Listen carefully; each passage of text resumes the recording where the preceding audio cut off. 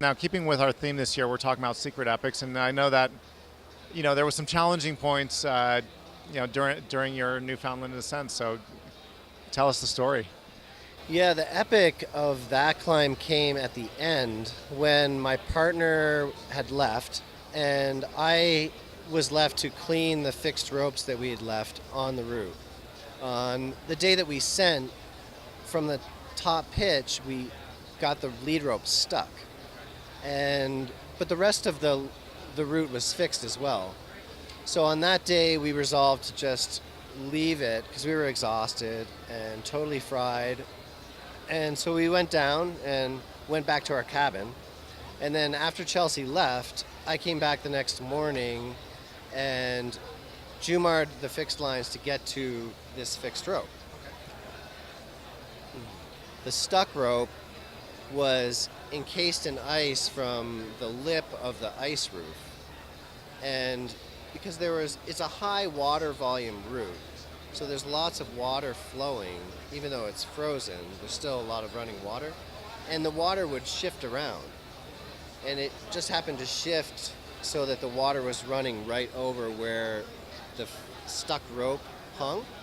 And so the rope became encased in ice, and I had to somehow get up to the anchor so that I could clean this rope, because I just couldn't accept the idea of leaving any sort of, like, essentially trash on the route. And so I ended up ascending this fixed rope with Jumars, and it was stuck because it was clipped through a directional to keep us out of the line of a hanging icicle when we were rappelling.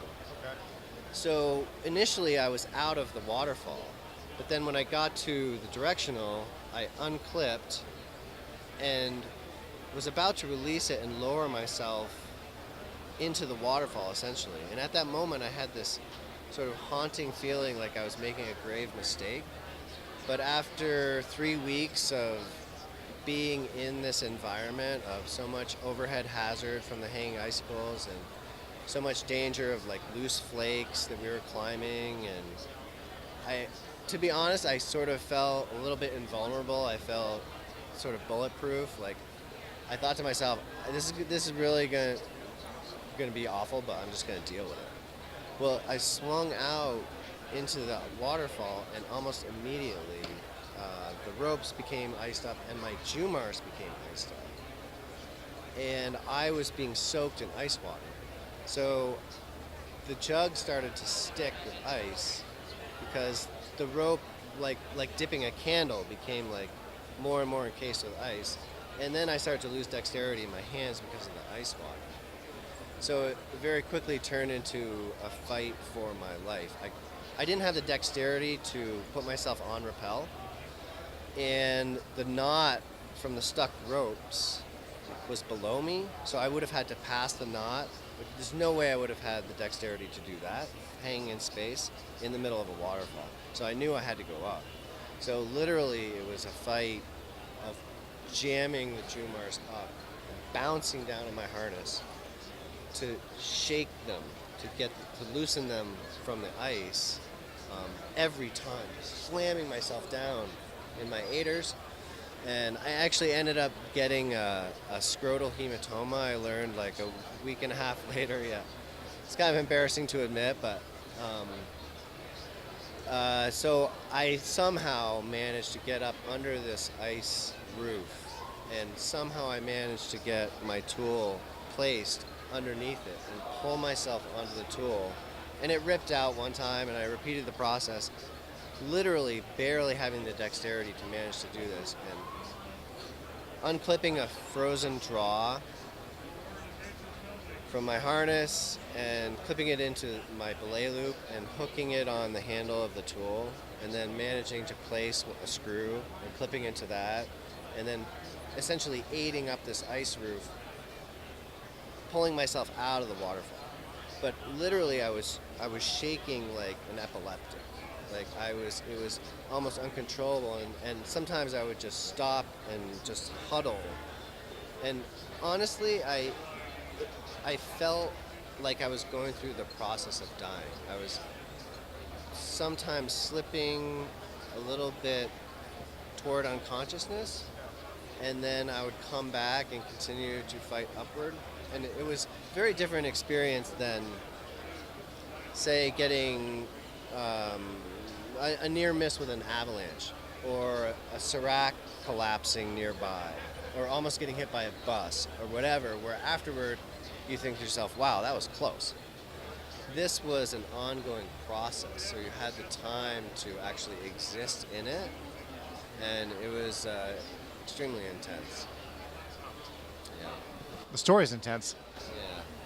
Yeah, so it's somewhat embarrassing in a way, because I intentionally did this by myself simply because I couldn't deal with this idea of leaving anything on the wall. I feel really strongly about preserving the natural environment. I feel I've spent so much time on the cholesterol wall in this beautiful place where we established routes with no bolts, that my ideals drove me to do something that was quite foolhardy and almost took my life. So when you did make it to the top, then how long before you realized that you were going to be okay? It took a while, and it was a very sunny day, fortunately, but I stood there on the top of the ice bulge at the anchor for I don't know how long it was, at least 15, 20 minutes, just literally shaking uncontrollably and hyperventilating the whole time. And eventually I started to realize that I was recovering. I was starting to get better. I realized that I wasn't going to die of hypothermia. But it took a while. It took like 15, 20 minutes. And then I snapped a little video of myself hyperventilating and shivering uncontrollably. And you could see in my eyes, like sort of drifting in and out. It was a pretty intense capture. And at the time, I was thinking, I want to film this, and I want to say something on my phone to my daughters, just in case something happened, just in case I didn't make it, so that when my body was recovered, there'd be some. But I couldn't speak. I was like hyperventilating so much. But eventually I managed to get down. I had a tagline that I used to rappel, because the other rope, the rope that I was jumaring was so encased in ice. I just dropped that to the 6th belay. Actually, the 5th belay, because it skipped the 6th belay, because it was a direct line straight up. But and anyway, I dropped that rope. I coiled it once I got down to the 5th belay, threw it off the wall, and just rappelled the fixed lines, collected that rope, and just ran down the frozen talus and back to the cabin. And then I came back the next day and jumared up to the 5th belay and cleaned the rest of the fixed ropes. So I did eventually clean the wall, and I feel really good about that. Despite my idiocy and my near miss, I feel really, really proud of this climb and the style in which we did it. And yeah, it's just really an important moment for me. For free films and exclusive invites, join our email list at filmfestivalflix.com/email and follow us on social media with Facebook, Twitter, and YouTube. In your home or on the go, we bring the festival to you.